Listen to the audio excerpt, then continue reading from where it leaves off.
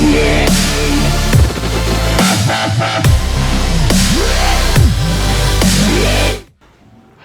Students, आज का जो वीडियो आने वाला है ये class 12 book R D Sharma chapter 5 algebra और मैट्रिक्स का लेक्चर 6 का वीडियो आने वाला है। और आज हम आर डी शर्मा का पेज नंबर 5.6 के एग्जाम्पल नंबर 9 के आगे क्वेश्चंस को डिस्कस करेंगे।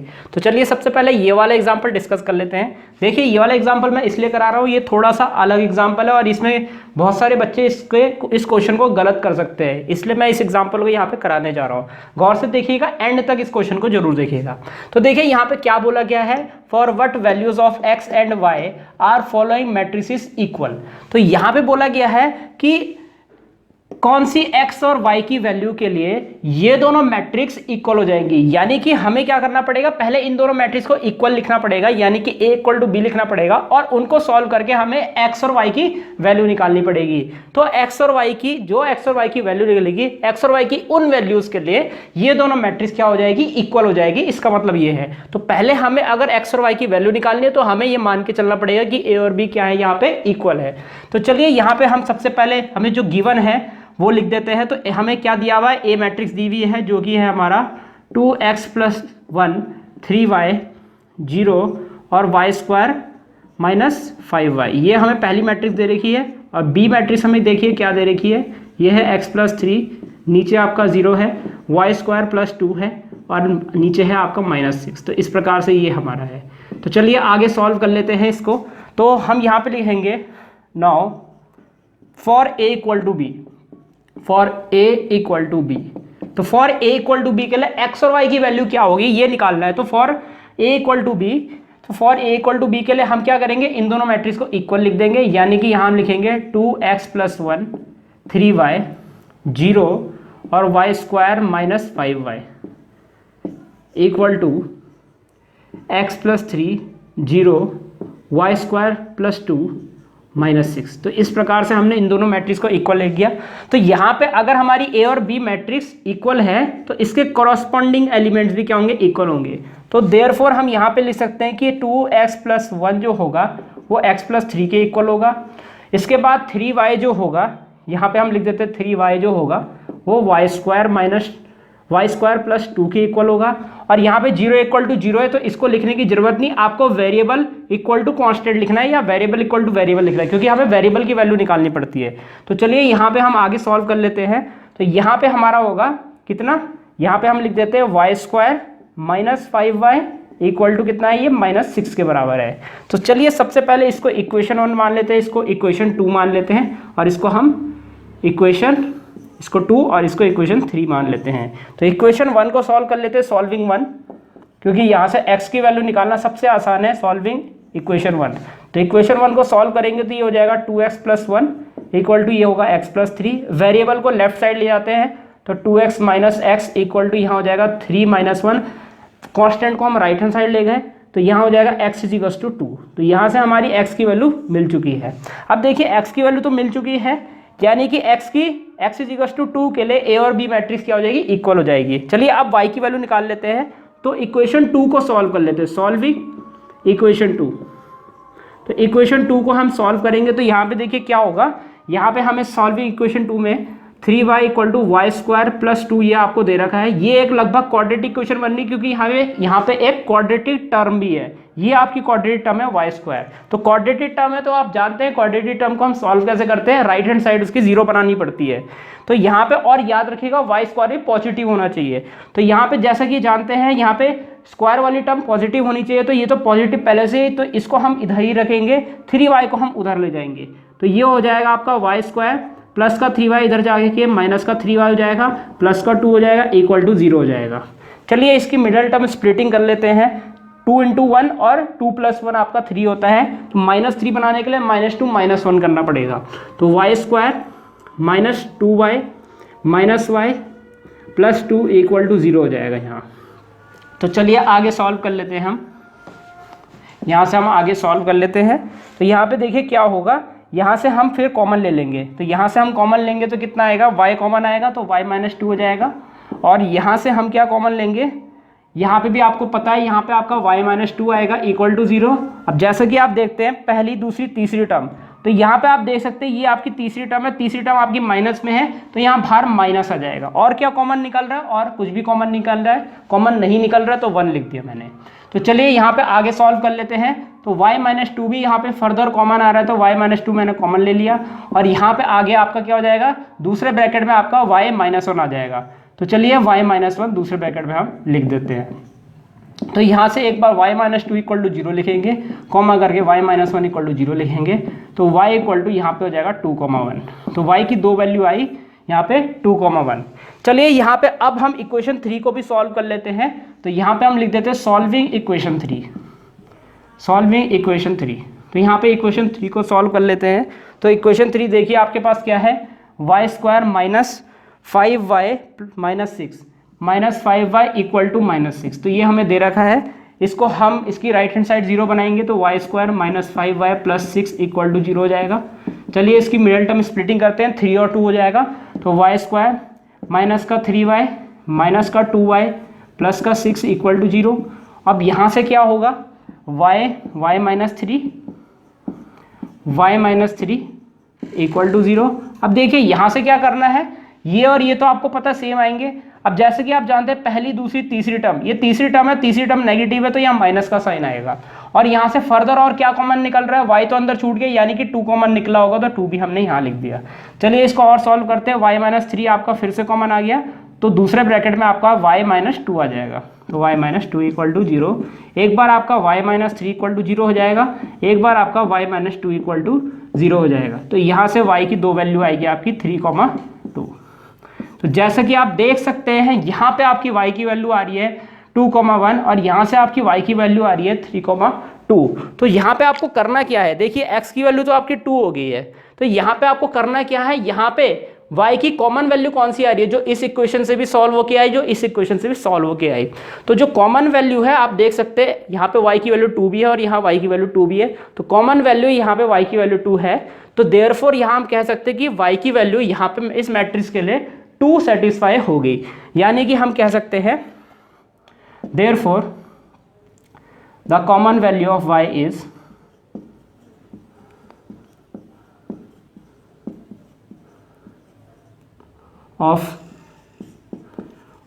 is 2, देयरफॉर हम लिखेंगे y इज इक्वल्स टू 2। तो इसका मतलब आपका जो आंसर होगा, ये दोनों मैट्रिक्स इक्वल तभी होगी जब x की वैल्यू 2 होगी और y की वैल्यू भी 2 होगी। तो चलिए यहाँ पे हम लिख देते हैं इस चीज को।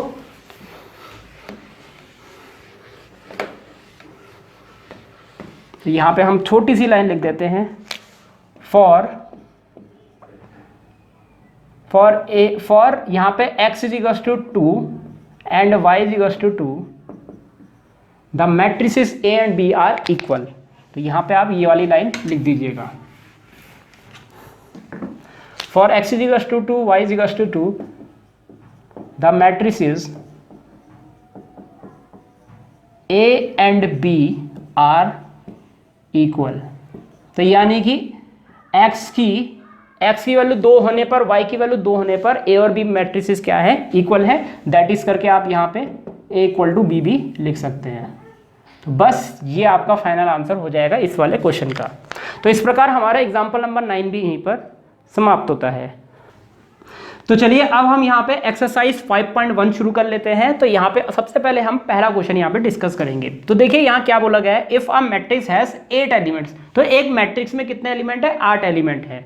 What are the possible orders it can have, यानी कि एक मैट्रिक्स जिसमें कि 8 एलिमेंट है तो उसके पॉसिबल ऑर्डर्स क्या होंगे, यहाँ पे ये पूछा गया है। यानी कि मैट्रिक्स आपकी कितने बाई कितने की बनेगी, 2 इंटू 3 की बनेगी, 4 इंटू 5 की बनेगी, कितनी बाई कितने की मैट्रिक्स होगी जिसमें कि हमें 8 एलिमेंट फिट करने हैं। तो चलिए आगे बढ़ते हैं। What if it has 5 elements. तो यहाँ पे बोला गया है कि ऑर्डर तब क्या होगा जब इस मैट्रिक्स में 8 की बजाय 5 एलिमेंट होंगे। तो चलिए सबसे पहले 8 एलिमेंट के लिए हम इसको सॉल्व कर लेते हैं। तो यहाँ पे हमें गिवन क्या है, पहले हम वो लिख देते हैं गिवन।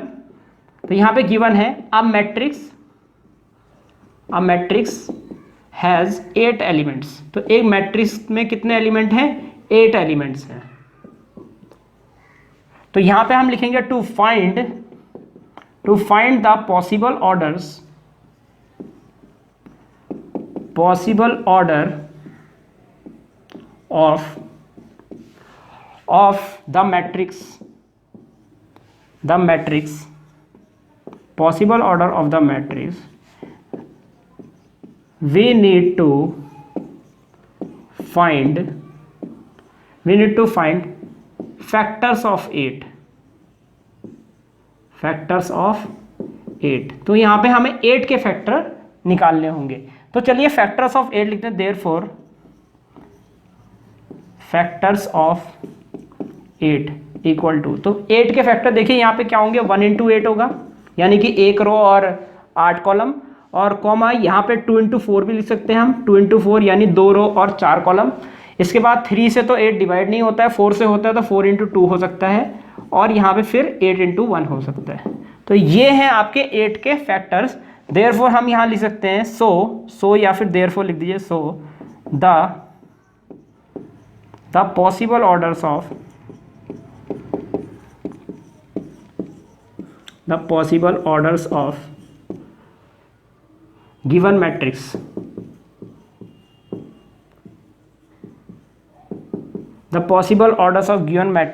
are, तो यहाँ पे पॉसिबल ऑर्डर क्या हो जाएंगे, 1 इंटू 8, 2 इंटू 4, 4 इंटू 2, 8 इंटू 1। तो चलिए अब यहाँ पे हम सेकंड हिस्से की तरफ चलते हैं। ये आपका पहला आंसर हो जाएगा। अब वो बोल रहा है अगर उसमें 5 एलिमेंट हो तब कितने ऑर्डर होंगे। इफ, यहां पे लिखेंगे if the matrix has 5 elements, अगर मैट्रिक्स में कितने होंगे, 5 एलिमेंट होंगे, 5 elements, then the possible orders are. अब देखिए यहाँ पे आपको बार बार फैक्टर निकालने की जरूरत नहीं। जब हमें पता चल चुका है कि फैक्टर की वजह से ही हमारे पॉसिबल ऑर्डर्स निकलते हैं, तो हम सीधा सीधा यहाँ पे आप पॉसिबल ऑर्डर्स लिख सकते हैं। The possible orders of matrix are. तो यहाँ पे आपका पॉसिबल ऑर्डर क्या जाएगा, क्योंकि 5 एक प्राइम नंबर है तो इसके फैक्टर खाली 1 इंटू 5 और 5 इंटू 1 हो सकते हैं, इसके अलावा नहीं हो सकते। प्राइम नंबर जो होता है वो 1 के साथ ही मल्टीप्लाई होता है, यानी कि हम कह सकते हैं प्राइम के 2 ही फैक्टर होते हैं, 1 और 5, तो यहाँ पे 1 इंटू 5 और 5 इंटू 1 ही होगा, और ये आपका पॉसिबल ऑर्डर होगा जब मैट्रिक्स के अंदर 5 एलिमेंट होंगे। तो इस प्रकार हमारा क्वेश्चन नंबर 1 यहीं पर समाप्त होता है। तो चलिए अब हम यहाँ पे सेकंड क्वेश्चन की तरफ चलते हैं। तो देखिए सेकंड क्वेश्चन में क्या लिखा गया है, यहाँ पे आपको ए मैट्रिक्स दी गई है, ए मैट्रिक्स आपको दी गई है, बी मैट्रिक्स आपको दी गई है, और आपको इसकी वैल्यू और इसकी वैल्यू फाइंड करनी है। तो देखिए यहाँ पे आपको सबसे पहले जो डाटा आपको गिवन है वो लिखना पड़ेगा। तो यहाँ पे हमें ए मैट्रिक्स दे रखी है, ए मैट्रिक्स यहाँ पे आपको 2 1 0, फिर आपको 3 4 7, और इसके बाद -5 9 2, ये आपको ए मैट्रिक्स दे रखी है। और बी मैट्रिक्स यहाँ पे आपको b इक्वल टू 2 -3 1 -1 4 2, ये हमें बी मैट्रिक्स दे रखी है। अब देखिए सबसे पहले अगर हमें इसकी वैल्यू निकालनी है और इसकी भी वैल्यू निकालनी है, तो यहाँ पे हमें सारे एलिमेंट्स पहले निकालने पड़ेंगे कि a22 की वैल्यू क्या है, यहाँ पे b21 की वैल्यू क्या है। इसी तरीके से हमें सारे एलिमेंट्स की वैल्यू निकालनी पड़ेगी, तभी जाके हम इनकी वैल्यू फाइंड आउट कर पाएंगे। तो चलिए यहाँ पे सबसे पहले हम ए मैट्रिक्स के अंदर देख लेते हैं। ए मैट्रिक्स के अंदर आपके स्मॉल ए वाले एलिमेंट होंगे, तो यहाँ पे स्मॉल ए वाले एलिमेंट्स को हम देख लेते हैं। एक स्मॉल ए वाला एलिमेंट ये है, एक स्मॉल ए वाला एलिमेंट ये है, और एक स्मॉल ए वाला एलिमेंट ये है। तो सबसे पहले हम यहाँ पे इन 3 एलिमेंट्स को निकालेंगे। हालांकि यहाँ पे आप देख सकते हैं, यहाँ पे आपको खाली A11 A11 और A22 यानी कि A11 और A22 निकालना है, जो कि यहाँ भी है। तो यहाँ पे खाली आपको A11 और A22 निकालना है। चलिए इन दोनों एलिमेंट्स को हम यहाँ पे निकाल लेते हैं। तो यहाँ पे मैं A11 लिख देता हूँ और यहाँ पे मैं A22 लिख देता हूँ, इक्वल टू हमें इन 2 एलिमेंट्स को निकालना है। तो चलिए हम यहाँ पे इन 2 एलिमेंट्स को निकाल लेते हैं। जैसे कि आप जानते हैं A11 की जो पोजीशन होती है, ये कौन सी रो में होगा, फर्स्ट रो में होगा, और कौन सी कॉलम में होगा, फर्स्ट कॉलम में। तो आपका जो फर्स्ट रो होता है वो यहाँ होता है, और फर्स्ट कॉलम जो होता है वो यहाँ होता है। जैसे कि आप देख सकते हैं, तो A11 आपका कहाँ आएगा, ये आएगा। ये फर्स्ट रो, ये फर्स्ट कॉलम है और ये फर्स्ट रो है। तो फर्स्ट रो फर्स्ट कॉलम में कौन सा एलिमेंट आ रहा है, 2 आ रहा है। तो यहाँ A11 की वैल्यू 2 हो जाएगी। इसी प्रकार से आप देख सकते हैं यहाँ पे आपका सेकंड रो और सेकंड कॉलम है। सेकंड रो आपकी ये वाली है और सेकंड कॉलम आपकी ये वाली है। तो इन दोनों का जो कॉमन एलिमेंट होगा वो होगा आपका 4। यहाँ से आप उंगली रखिए और यहाँ पे दोनों उंगलियाँ जहाँ पे मिल जाएगी वही वाला एलिमेंट हो जाएगा आपका A22। तो A22 यहाँ पे आपका 4 हो गया। तो इस प्रकार से हमने A11 और A22 तो निकाल लिया है। चलिए अब B वाले एलिमेंट्स को ढूंढ लेते हैं। तो B वाले एलिमेंट्स में हमारे एक B वाला एलिमेंट ये है, एक B वाला एलिमेंट ये है, एक B वाला एलिमेंट ये है। जैसे कि आप देख सकते हैं यहाँ B11 है, B21 और B22 है। तो यहाँ पे 3 एलिमेंट निकालने हैं हमें। तो चलिए यहाँ पे हम इन 3 एलिमेंट को निकाल लेते हैं। B11 निकालने हैं हमें, यहाँ पे B21 निकालना है, B11, B21 और B22, ये तीनों एलिमेंट हमें निकालने हैं। इक्वल टू तो B11 निकालेंगे तो देखिए कौन सी रो होगी। यहाँ पे B11 के लिए आपकी जो है पहली रो और पहली कॉलम है। तो पहली रो आपकी ये है और पहली कॉलम ये आपकी है। तो यहाँ पे आप देख सकते हैं इसकी पहली रो में यहाँ पे ये दोनों एलिमेंट है 2 और -1। पहली रो में ये दोनों एलिमेंट है और पहली कॉलम में ये तीनों एलिमेंट है। अगर आप इस तरीके से करते हैं, पहली रो में ये दोनों एलिमेंट है, पहली कॉलम में ये तीनों एलिमेंट है, तो यहाँ पे आप देख सकते हैं यहाँ डबल गोला लग रहा है। तो यहाँ पे आपका 2 हो जाएगा B11 की वैल्यू। तो इस प्रकार से भी आप कर सकते हैं, गोला लगा दीजिए। यहाँ पे आप गोला लगा सकते हैं। R1 रो में 2 एलिमेंट आ रहे हैं, उनको गोला लगाइए। और C1 में आप तीनों एलिमेंट को गोला लगा दीजिए और जो दोनों गोले के अंदर एलिमेंट आएगा उसको आप यहाँ पे लिख लेंगे। इसी प्रकार से आपको बाकी के एलिमेंट्स भी ढूंढने हैं। अगर आपको ऐसे में नहीं आ रहा समझ में तो आप गोला लगा के कर सकते हैं। चलिए यहाँ पे हम आगे बढ़ते हैं। अब हम B21 ढूंढते हैं, यानी कि सेकंड रो कौन सी रो है, इसको मैं मिटा देता हूँ। तो सेकंड रो कौन सी रो है, ये आपकी सेकंड रो है। और कॉलम कौन सी है, फर्स्ट कॉलम है यहाँ पे। तो हम कह सकते हैं फर्स्ट कॉलम आपकी ये वाली है, इसको हम गोला लगा देते हैं। सेकंड रो आपकी ये वाली है, यहाँ पे हम इन दोनों को गोला लगा देते हैं। तो कॉमन एलिमेंट दोनों गोले के अंदर कौन आ रहा है, -3। तो यानी कि ये हो जाएगा -3। तो उम्मीद है आपको समझ में आ गया होगा। इसको मैं मिटा देता हूँ कोने कोनी वाली चीज़ को।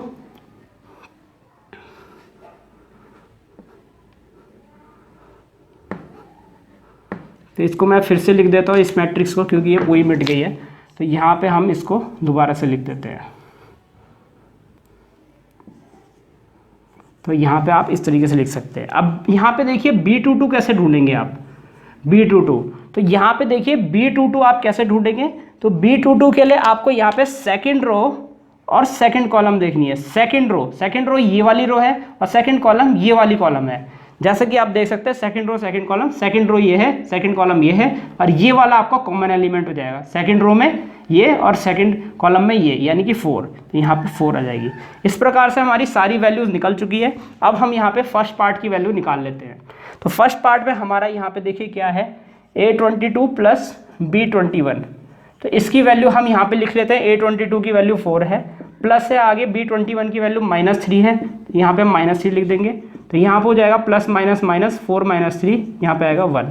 तो फर्स्ट पार्ट का आंसर आपका 1 आ गया। चलिए सेकंड पार्ट निकाल लेते हैं यहाँ पे। तो सेकंड पार्ट यहाँ पे निकाल लेते हैं, क्योंकि यहाँ हमारे पास जगह है। तो सेकंड पार्ट में यहाँ पे किसकी वैल्यू निकालनी है, A11 B11 plus A22 B22, इसकी वैल्यू हमें निकालनी है। तो A11 की वैल्यू यहाँ पे आपकी कितनी है, 2 इंटू B11 की वैल्यू यहाँ पे भी आपकी 2 है, प्लस A22 की वैल्यू यहाँ पे आप देख सकते हैं 4 है। तो 4 इंटू B22 की वैल्यू यहाँ पे 4 है, तो यहाँ पे भी 4। तो ये सारी वैल्यू आपकी वही है। तो यहाँ पे हम लिख सकते 2 × 4 प्लस 4 4 16 और दोनों को प्लस करके 20 आ गया। तो सेकंड पार्ट का आंसर आपका 20 हो गया। तो इसी तरीके से आप सेकंड वाला क्वेश्चन कर सकते हैं। पहले आप एलिमेंट्स ढूंढ लीजिए, कहाँ से कौन सा एलिमेंट कहाँ पे है। सारे एलिमेंट ढूंढने के बाद आप क्या कर सकते हैं, जो पूछा जाए उसका आंसर आप निकाल सकते हैं उनकी वैल्यूज़ को पुट करके। तो इस प्रकार हमारा क्वेश्चन नंबर सेकंड भी यहीं पर समाप्त होता है। तो स्टूडेंट्स, इस प्रकार ये वीडियो यहीं पर समाप्त होता है। उम्मीद है आपको वीडियो समझ आया होगा। इसके नेक्स्ट वीडियो में हम आगे के क्वेश्चंस डिस्कस करेंगे। इस वीडियो देखने का होगा बहुत बहुत धन्यवाद। अगर आपको वीडियो समझ आया तो आप इस वीडियो को लाइक ज़रूर कर दीजिएगा और अपने दोस्तों को इसको शेयर जरूर कर दीजिएगा और इस चैनल को सब्सक्राइब भी ज़रूर कर दीजिएगा, क्योंकि मैं आगे भी इसी तरीके की वीडियोज़ आपके लिए लाता रहूँगा। तो सब्सक्राइब ज़रूर कर दीजिएगा। फिलहाल के लिए इस वीडियो में इतना ही। मिलते हैं हमारे नेक्स्ट लेक्चर में।